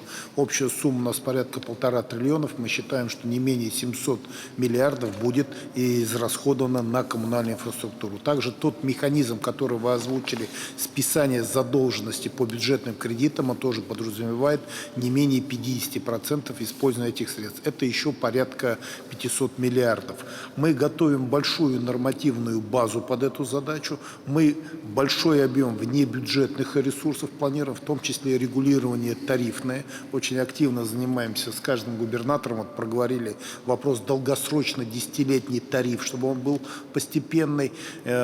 Целый ряд законодательных инициатив, и очень серьезно у нас подключился к этому проекту прокуратура с точки зрения контроля за реализацией этих проектов. Я буквально вот вчера с генеральным прокурором очень подробно обсуждал вопрос по его последней поездке. То есть мы тут в рамках штаба вместе с губернаторами договорились, вот как мы дорогами, жильем занимались, мы также будем, Владимир Владимирович, заниматься в штабном режиме со всеми губернаторами. Надеемся, что в результате этой работы у нас не менее чем для 20 миллионов жителей изменится ситуация с точки зрения улучшения получения жилищно-коммунальных услуг. Ну и нам удастся остановить негативный тренд по ветшанию этой инфраструктуры. Пока мы в год ветшаем больше, чем модернизируем. Я думаю, что в течение ближайших пару лет нам этот тренд удастся преломить. Спасибо. Хорошо, спасибо большое. Дмитрий Николаевич, по поводу образования, то, что было сказано Михаилом Михайловичем и президентом Академии наук еще по поводу выделения отдельного, как было сказано, ресурса для проекта технологического лидерства. Насколько я понимаю, эти средства предусмотрены. Вот, пожалуйста, ваша реакция. Спасибо большое, уважаемый Владимир Владимирович. Я в обратном порядке начну. То, что Геннадий Яковлевич сказал, это очень сильный инструмент, аналитический поддержка в рамках комиссии по научно-технологическому развитию, которую управляет бюджетом 47-й госпрограммы. Это объединенные бюджеты на все научные разработки гражданского назначения. Появился, по сути дела, научно-технологический совет, который дает экспертизу по всем вопросам, касающимся науки, ну и сейчас кадров. Поскольку во всех нацпроектах техлидерства по вашему поручению есть федеральные проекты, где это отражено, и есть еще нацпроекты, которые не входят в техлидерство, но там заложены деньги на науку, такие как экономика данных, или даже там та же молодежь и дети, или инфраструктура для жизни. НТС, вот это научно-технологический совет, под руководством Геннадия Яковлевича эту работу прекрасно проводит, и совершенно логично он предложил, чтобы этот совет был вовлечен в процесс мониторинга реализации национальных проектов. Эту инициативу мы поддерживаем. С точки зрения приоритизации и распределения ресурсов, о чем было предложено, о том, чтобы именно на перспективные направления технологического развития, мы здесь обсудим обязательно, поскольку вами было в рамках стратегии научно-технологического развития определены эти перспективные направления, и вокруг них сформированы, скажем так, усилия и приоритизация на эти направления. И также, поскольку вами поставлена очень амбициозная задача по увеличению затрат на науку до 2%, а сейчас это в районе 1% от ВВП, это будет очень серьезная сумма к 2030 году. И здесь мы будем активнее привлекать бизнес к совместной работе, и будет повышаться как раз доля именно участия бизнеса, которые делают ставку на разработки отечественных научных решений. Что касается вопроса по поводу репетиторов и ЕГЭ, по вашему поручению к марту следующего года готовится стратегия развития образования в нашей стране, где этому вопросу посвящена деятельность отдельной рабочие группы, их всего 14 создано. Уже буквально вчера мы проводили очередное заседание. Около 500 различных экспертов участвует, представляющих и родителей, и учителей. Здесь, что касается именно вопроса, связанного с репетиторами, то, что родители вынуждены тратить деньги на платные услуги репетиторов, которые зачастую являются сами учителями, либо уходят из учителей, становятся репетиторами самозанятыми. Здесь именно повышением качества образования мы планируем заменить бесплатными услугами и повышая качество образования учеников для того, чтобы они сдавали ЕГЭ без необходимости привлечения платных специалистов. Это будет отражено в стратегии, которую мы вам в марте представим. Спасибо. Хорошо, спасибо большое. Татьяна Алексеевна, по поводу здравоохранения. Добрый день, уважаемые коллеги. Было сказано по лекарственному обеспечению. Я хочу сказать, что у нас эта тема делится на две части. Полномочия Российской Федерации, полномочия регионов страны. Что касается бюджетного обеспечения, то все полномочия, которые закреплены за Российской Федерацией, финансово обеспечены, и ресурсы предусмотрены в бюджете на 3 года. Аналогичный мониторинг мы ведем в отношении финансовых ресурсов, которые предусматривают регионы на реализацию 890-го постановления правительства по льготным категориям, которые отнесены к их компетенции. На прошлой неделе, во вторник, мною вместе с вице-губернаторами всех 89 регионов страны, которые отвечают за координацию оказания всех видов помощи участникам специальной военной операции, демобилизованным из вооруженных сил, было проведено совещание с приглашением и федеральных органов исполнительной власти, и органов власти субъектов Российской Федерации. Также на площадке видеоконференц-связи участвовало 909 демобилизованных участников специальной военной операции. Мы предметно рассмотрели вопросы, которые касаются ребят. Я сейчас хочу сказать только по лекарственному обеспечению. Действительно, были различные как предложения нормативного характера, так и вопросы по обеспечению лекарствами. По моему поручению Росздравнадзором и Министерством здравоохранения проведено рассмотрение всех обращений, которые были озвучены. И, насколько мне доложили, вопросы урегулированы, но это не значит, что это не будет в нашей повестке. Это будет оставаться в нашей повестке постоянно, поскольку это наш приоритет, и мы сейчас в этом направлении работаем индивидуально. Что касается других предложений, то мы готовы, Владимир Владимирович, вам их доложить отдельно. Что касается доступности лекарственного обеспечения с точки зрения транспортной, как я понимаю, было озвучено, то в рамках вашего поручения, поручения председателя правительства, нами были внесены изменения в законодательство, которые касаются возможности отпуска лекарственных препаратов не только аптечными учреждениями, но и медицинскими организациями, а также возможность с использованием возможностей мобильных пунктов, что реализуется и по мере расширения, модернизации первичного звена здравоохранения, которое будет финансово обеспечена в рамках следующего нацпроекта, эта работа будет продолжена. Спасибо. Спасибо большое. Дмитрий Николаевич, по экологии вы или Александр Александрович? Пожалуйста. Могу я по экологии? Прошу. Значит, ну, Я просил бы вас на проблемные вопросы обратить внимание. Что? Просил бы вас обратить внимание на проблемные вопросы. Да, хорошо. И сразу, Александр Николаевич, и вас тоже попросил бы потом высказаться по поводу готовности отраслей, предприятий наших исполнять те решения, которые в том числе принимались законодателем, те решения, которые у нас в сфере экологии были приняты в предыдущие периоды времени. Хорошо, спасибо, уважаемый Владимир Владимирович, уважаемые коллеги. Но у нас появляется новый нацпроект «Экологическое благополучие». Это, по сути дела, продолжение нацпроекта «Экология». Мы будем заниматься теми задачами, которые мы не смогли решить в рамках того пятилетнего цикла. Значит, первое, на что будем обращать внимание, это на формирование экономики замкнутого цикла. По сути дела, это работа с ТКО, с твердыми коммунальными отходами, это контейнеры, перевозка и, соответственно, площадки, куда мы будем их захоранивать. На это тоже будем обращать внимание и работать вместе с регионами, и соответствующие решения по контролю этого направления на федеральном уровне все приняты, у нас создан инцидент. Следующее направление, по которому будем работать, это ликвидация свалок, тоже порядка 190 свалок у нас необходимо было ликвидировать по предыдущему нацпроекту.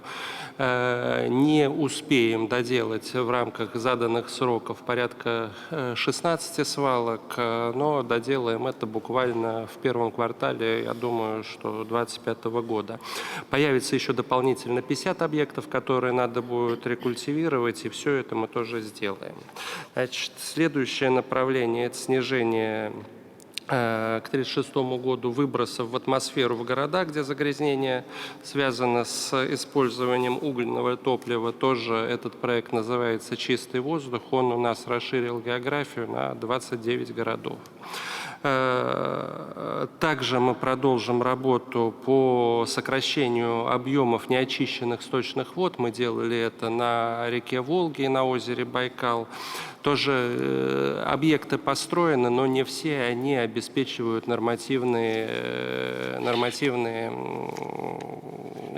стоки, те, которые нужно было бы обеспечить. Но тоже, я думаю, что доделаем и новые проекты начнем реализовывать в этом направлении.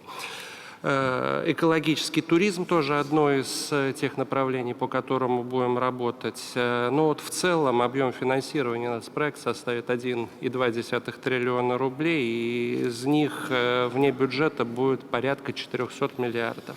Значит, если говорить о агропромышленном комплексе, то технологическое обеспечение продовольственной безопасности – это, по сути дела, первый нацпроект, который реализуется в агропромышленном комплексе. Там 5 основных аспектов будет. Первый – это селекция и генетика. Следующее направление – это развитие биотехнологий.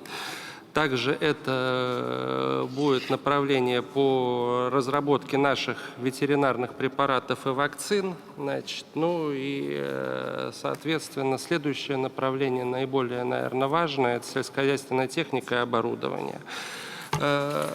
По всем этим направлениям будем работать, ну и, конечно, ориентироваться в первую очередь на кадровое обеспечение отрасли. Тоже в новом нацпроекте заложено на это средства и будет соответствующая поддержка оказана. Порядка 260 миллиардов заложено на этот проект в федеральном бюджете. В федеральном бюджете 127, остальное будет вне бюджета. Владимир Владимирович, вот таким вот образом будем работать. Хорошо, спасибо. Но в области сельского хозяйства у нас очевидные результаты есть. Это всем известно хорошо, мы этим гордимся. Вчера только говорил, вот в 1988 году Советский Союз закупил 34 с лишним, да, почти 35 миллионов тонн зерна, а в прошлом году мы реализовали на внешнем рынке 66 миллионов. Так? Это показатель, который лучше всего за себя говорит. Но мы, да, кроме того, Россия уверенно занимает 3-е место в мире по поставкам продовольствия в целом, да, и сохраняем 1-е место по поставкам зерновых. Пшеницы. Пшеницы. 1-е место по поставкам пшеницы. Это все очень хорошо, но я хочу обратить внимание и ваше, и Министерство финансов на то, что нам нужно обеспечить, безусловно, своевременное финансирование. Проекты, мы, понятно, сейчас проекты обсуждаем, это очень важно, перспектива нам сейчас нужна, ни в коем случае не провалиться ни в чем, нужно обеспечить финансированием, своевременным финансированием на весенне-полевые работы. Я прошу внимания держать постоянно на этих вопросах и председателя правительства взять, конечно, на контроль. Но это одна из ключевых вещей. Что касается экологии, Денис Валентинович, заводы, которые мы планировали по переработке отходов, где заводы? Ростех должен был их строить. Владимирович, там спасибо большое, уважаемый Владимир Владимирович. Что касается мусоросжигающих заводов, на сегодняшний день 2 на выходе, буквально мы рассчитываем в первом квартале следующего года. Вот. А что касается мусоросортировочных заводов, это в основном, кстати, российские технологии. Это является, наверное, основой основ для рециклинга. Такие предприятия за последние 4 года по стране уже создано достаточное количество для того, чтобы то, что Дмитрий Николаевич говорил, при ликвидируемых свалках компании, которые занимаются доставкой на переработку, могли это не на свалке отправлять, а вторично потом использовать и пластики, и стекло, и дерево для производства другой продукции, собственно, которая востребована сегодня на рынке. Поэтому мы здесь продолжим активно и оказывать поддержку и содействие компаниям, которые производят оборудование, максимально продолжать локализовывать. Ну и то, что вы обратили внимание относительно Ростеха в части мусоросжигающих заводов, у нас эта технология уже локализована. Главное, это была термическая обработка. И пригласим на открытие. Ладно, на открытие хорошо, ленточки резать мы все с удовольствием это делаем, но я хочу понять, сколько заводов они должны были построить? 5? К какому сроку? Деньги получили или нет? Где деньги? И я понимаю, вопросы могут быть связаны с локализацией, но тогда должен быть план совместных действий, так, по этому так называемому догоночному графику работы. Это все как под контролем у вас? Что там происходит? Значит, там несколько заводов должно было быть в Татарстане, в Московской области. Основная проблема была, первая, как я сказал, это по технологиям, потому что коллеги зарубежные, японцы, ушли, и Росатом здесь подхватил инициативу, и мы на Подольском ЗИДе сделали, собственно, то оборудование, которое отсутствовало. Это первое. А второе, нужно было сшить экономический, собственно, саму основу этого проекта. Поэтому нужно было внести изменения и в Совет рынка по энергетике. Здесь Александр Николаевич Новак оказал поддержку для того, чтобы, поскольку тарифы будут изначально дороже. Вот, поэтому вся эта работа реализована уже. Осталось достроить. Надо просто держать, повторяю еще раз, на контроле, понимать, что там происходит, в какие сроки. У нас же инфляционные процессы происходят, там удорожание проектов происходит, да? Вот, чтобы потом не пришли, не сказали, а вот такая проблема, такая, их надо видеть заранее просто и работать над их решением, вот и все. Но я попрошу, чтобы вы для начала председателю доложили просто, что в этой сфере делается. Хорошо? Обязательно будет доложено. Спасибо. Александр Николаевич, пожалуйста. Спасибо, уважаемый Владимир Владимирович. Но бизнес-сообщество, как это и из вашего выступления, из выступления коллег, активно участвует в реализации национальных проектов. И это было и в заканчивающемся цикле реализации проектов, и в новом цикле. Мы активно работаем во всех проектных комитетах и в рабочих группах Государственного совета, которые также ориентированы на национальные проекты. С одной стороны, мы понимаем, что объем финансирования достаточно большой. В этой связи, как вы знаете, Владимир Владимирович, мы, бизнес-сообщество, достаточно позитивно отнеслись, может быть, неожиданно для многих, к тому, что были изменены налоговые условия и увеличен налог на прибыль. Мы понимаем, что это реализации целей национального развития требует дополнительных ресурсов в рамках бюджета. Но при этом мы видим, что реализация большинства целей требует серьезных инвестиционных вложений со стороны бизнеса. Это касается и тех направлений, которые прямо связаны с устойчивой и динамичной экономикой. Это связано с реализацией потенциала работника и человека в целом, и экология, экологическое благополучие, технологическое лидерство. Поэтому мы просили бы все-таки в рамках вот того тезиса, который вы вчера четко сформулировали на форуме «Россия зовет», найти компромисс, баланс между взвешенной, скажем, макроэкономической политикой и целями развития, устойчивого развития экономики и продолжения тех проектов, которые прежде всего ориентированы на реализацию национальных проектов. Многие из этих инвестиционных проектов бизнеса, они уже находятся в середине, что называется, реализации. Очень важно было бы их завершить. И это, во-первых, и во-вторых, четко определить, может быть, через более жесткие даже критерии набор тех проектов, которые будут поддержаны государством в рамках реализации национальных проектов до 30-го и даже 36-го года.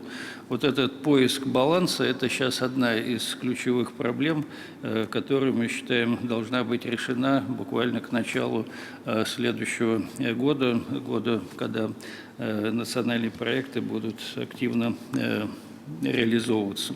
И хотелось бы, чтобы к следующему заседанию Совета по стратегическому развитию, национальным проектам, который вот запланирован на июнь месяц, мы уже могли бы доложить о возможностях достижения этого баланса.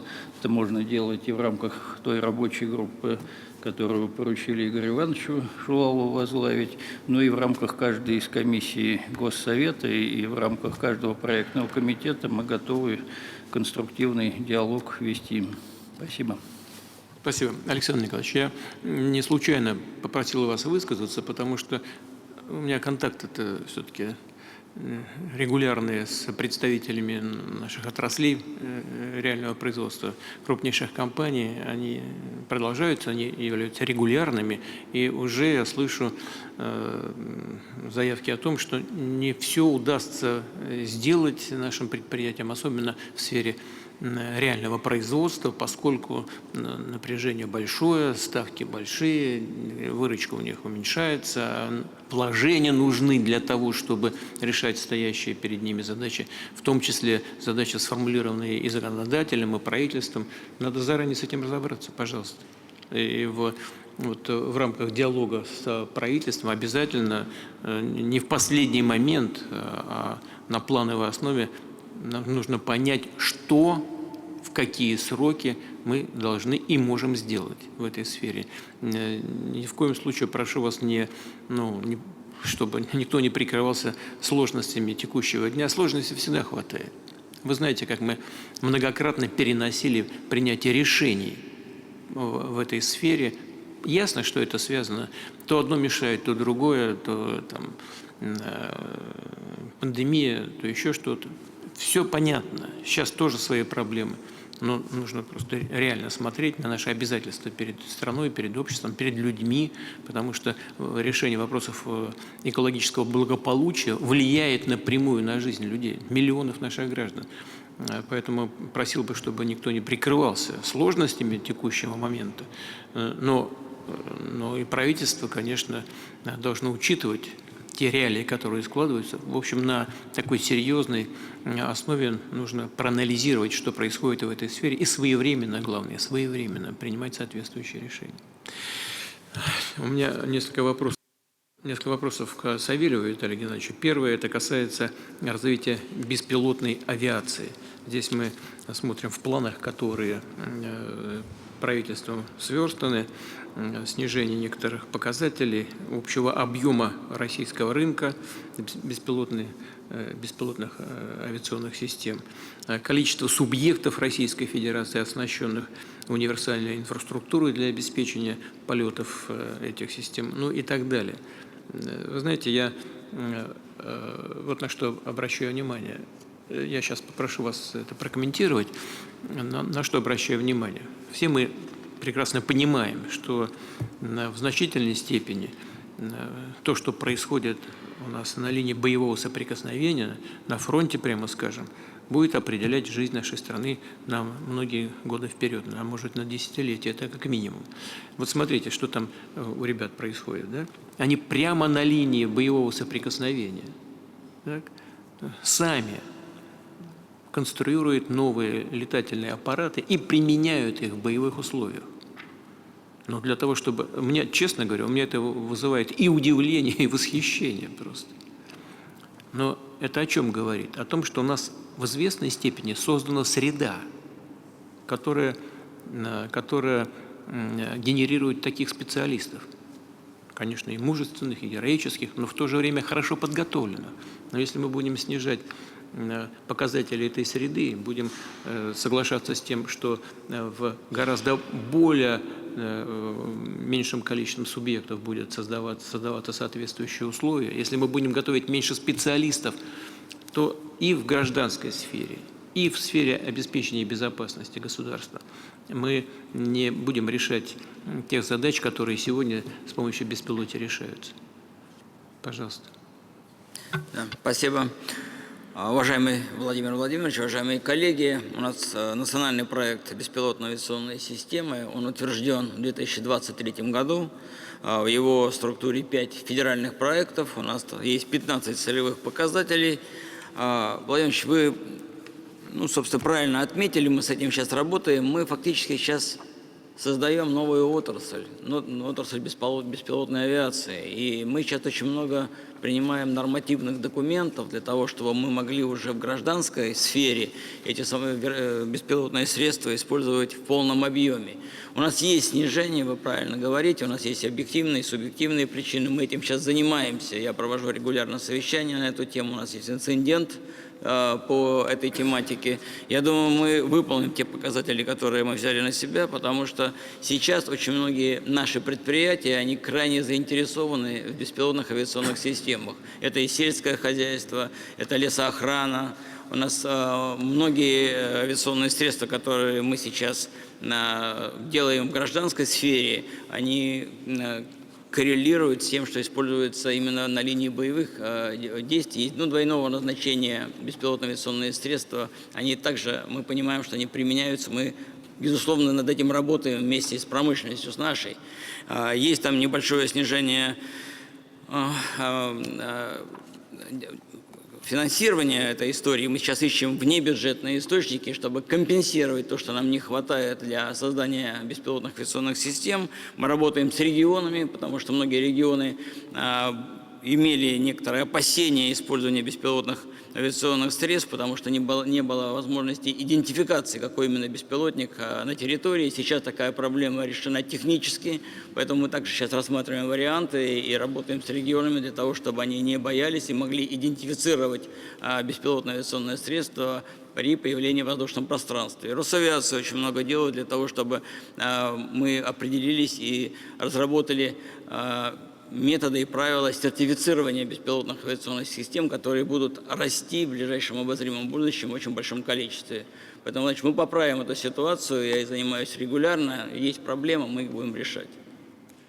Послушайте, вот вы говорите небольшое снижение. Ну да, в чем-то небольшое, а в чем-то так, в общем, заметное. Показатель, например, количество субъектов Российской Федерации, оснащенных универсальной инфраструктурой для обеспечения полетов вот этой авиации к 30 году. С 89 снижено до 9 единиц. Ну как небольшое? Большое. Я вас прошу с этим разобраться внимательно. Вот. Второй вопрос – это вопрос динамики обновления парка общественного транспорта. Мы понимаем, что здесь он такой многогранный вопрос. С одной стороны, это обеспечение интересов граждан, так, создание и укрепление вот этой городской среды нужной, а с другой стороны, это загрузка наших заводов, производящих соответствующие виды транспорта. Общественный транспорт, он находится в другом нацпроекте, но мы работаем над тем, чтобы произошло обновление, особенно автобусного парка, который серьезно изношен. Мы работаем над электротранспортом для того, чтобы он возрождался. Программа есть, Владимир Владимирович, я сейчас просто цифру на память не вспомню, но мы существенно увеличили поставку именно общественного транспорта в ближайшие годы, в том числе и в этом году. И он серьезный там рост по общественному транспорту. И в нас в проектах новых он также заложен. И я считаю, что эти задачи будут решены также. Владимир Я вас Ильич, попрошу 34. внимательно к этому отнестись. И Мантурова прошу тоже, Денис Валентинович, на это обратить внимание напрямую. Мы понимаем, загрузка, повторяю, и сейчас и предприятие, ну и обновление транспорта. Нельзя допускать, чтобы он разваливался на ходу. Пожалуйста, Марат Шаидович. 40 тысяч автобусов мы до 30 года должны поставить в систему общественного транспорта. И всего до 85%. Главное, чтобы это было сделано. Настя. Вот, Денис, есть что добавить? Мы с Маратом Шакирзяновичем в тесном контакте, поэтому с точки зрения планов по предприятиям, кто сегодня производит общественный транспорт, основные объемы на 2025 год сверстаны. Есть еще свободные емкости, но я уверен, что регионы оперативно должны доверстать свои, собственно, конкурсы и законтрактовать до конца следующего года. Хорошо. И еще одна тема – это беспилотие, нужно транспортное. Вот у меня Алексей Леонидович Кудрин вчера был уже поздно вечером, ночью практически, рассказывал, что Яндекс в этом смысле делает. Я знаю, что происходит на других площадках, в частности на КАМАЗе. Нужно, безусловно, поддерживать все, что в этой сфере происходит. Да, они это делают за свои деньги, это понятно, у них свои технологические решения есть, но, конечно, им нужна регуляторика соответствующая. Без поддержки правительства им таких вот серьезных задач в этой сфере самостоятельно не решить. Или это решение пойдет очень сложно, а нужно их поддержать, тем более, что по этому направлению мы действительно в состоянии обеспечить то самое лидерство технологическое, о котором мы так много говорим. Ну вот, что касается беспилотных логистических коридоров, у нас тут на трассе М11, вы помните, мы на Петербургском форуме запускали год назад первые беспилотные КАМАЗы. К концу года у нас сейчас будет работать 43 автомобиля на трассе М11, и мы сейчас на трассу М12 также перешли, дали разрешение, построены цифровые двойники трасс. И мы сейчас прорабатываем вместе с министерствами, с нашими коллегами, с МВД вопросы именно нормативного регулирования, потому что у нас уже были инциденты, когда столкновения происходят, мы как разбираться в этом случае. Сейчас пока все в норме, и мы в ближайшее время, я думаю, что в следующий год, 25-й, мы планируем до 100 машин выпустить на трассы, и также под него всю регуляторику мы сейчас делаем. Поддержите их. Поддержать их нужно. Поддержать. Дмитрий Юрьевич, по поводу группировки космических аппаратов. Да, у нас... Прежде всего имею в виду, ну, здесь это отдельная тема, космос отдельная тема. Вот с Юрием Ивановичем мы не так давно об этом говорили, но я сейчас прежде всего имею в виду группировку для обеспечения связи и телерадиовещания. Здесь провалов нам допустить нельзя ни в коем случае. Пожалуйста.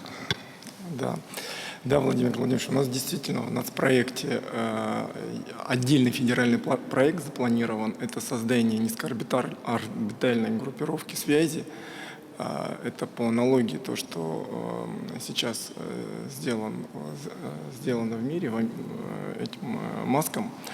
И мы планируем, что до 30-го года, я сейчас цифры не буду называть, просто там закрытые данные, мы планируем совместно с большой долей внебюджетного финансирования поэтапный запуск беспилотных космических аппаратов. У нас на сегодняшний день уже на орбите несколько беспилотных космических аппаратов запущено, они успешно протестированы и функционируют. Мы считаем, что к 30-му году то, что мы запланировали, сделаем. Ну, соответственно, финансирование тоже запланировано. Если акцент сделать вообще на нацпроекте, то у нас сильно в нацпроекте «Цифровая трансформация государства» очень большой акцент сделан не только на связи, на современной связи, но и на услугах, которые мы предоставляем гражданам. Это то, что вот как раз звучало, когда мы со стороны граждан, смотря на государство, услуги трансформируем в жизненные ситуации с тем, чтобы минимизировать количество обращений государства, сделать эти услуги наиболее удобными и комфортными. Нам нужно, безусловно, обеспечить сохранение орбитально-частотного ресурса, чтобы у нас стабильно работала связь и радиотелевещание. Вот это базовые вещи, просто ничего здесь не упустите. Вот, что касается в целом орбитальной группировки, развития космической отрасли, это отдельная тема, понятно. Но сейчас я имел в виду именно это, о чем сказал. И, Юрий Петрович, я тоже в своем вступительном слове говорил о мастер-планах дальневосточных городов в национальных проектах. Можете как-то прокомментировать это, пожалуйста? Уважаемый Владимир Владимирович, в соответствии с вашим поручением разработана программа мониторинга. Погромче, пожалуйста, говорите. Погромче говорите. Уважаемый Владимир Владимирович, в соответствии с вашим поручением ведется работа по контролю за исполнением мастер-планов дальневосточных городов. Разработана цифровая модель контроля. В каждой командировке контролируем, как идет исполнение. Финансирование программы на сегодняшний день в пределах 30%. Будем продолжать работу по исполнению. Я прошу и вас обратить на это внимание, и руководство правительства в целом. Нужно, безусловно, доработать национальные проекты инфраструктуры для жизни, эффективные транспортные системы, семья, продолжительная активная жизнь, молодежь и так далее, с учетом необходимости включения отдельных разделов, содержащих мероприятия по этим мастер-планам. Надо просто посмотреть, вот, в каких наших крупных проектах национальных заложена задача по развитию этих городов. Вот и все. Чтобы потом никто не пришел и не потребовал дополнительных денег, хотя работа-то предусмотрена, и средства выделяются в рамках этих программ. Вот эти города, населенные пункты, которые мы наметили в качестве приоритетных в определенных территориях, ну, просто нужно их туда включить. Вот и все, ничего там сложного нет. Не забыть нужно просто про них. Спасибо. Так, коллеги, кто хотел бы что-то добавить? Все? Я хочу вас поблагодарить, прежде всего, правительство, конечно, и тех специалистов, которые принимали участие в подведении итогов по предыдущему этапу. Знаю, что просто очень большая работа была проведена по подготовке новых проектов. Сейчас вот мы с вами это все пообсуждали. Очевидно, что многие вещи еще необходимо доработать. Обязательно прошу вас обратить внимание на то, что все-таки по каким-то причинам сделать не удалось. Ничего здесь страшного нет. Это огромная, очень масштабная работа. Нужно просто честно себе сказать, вот потому-то, потому-то, то-то и то-то сделать не удалось. Но мы знаем, что надо делать для того, чтобы все планы, которые мы намечаем для себя, были реализованы. Вот давайте из этого будем исходить. Всем большое спасибо, всего хорошего. Да, и я бы попросил вот, Михайлович, вас, Шмаков, да, Грефа и Мединского Владимира Вячеславовича. По сторонам не нужно смотреть? Вот ко мне подойдите прямо сюда. Нет, Мединский. Спасибо большое.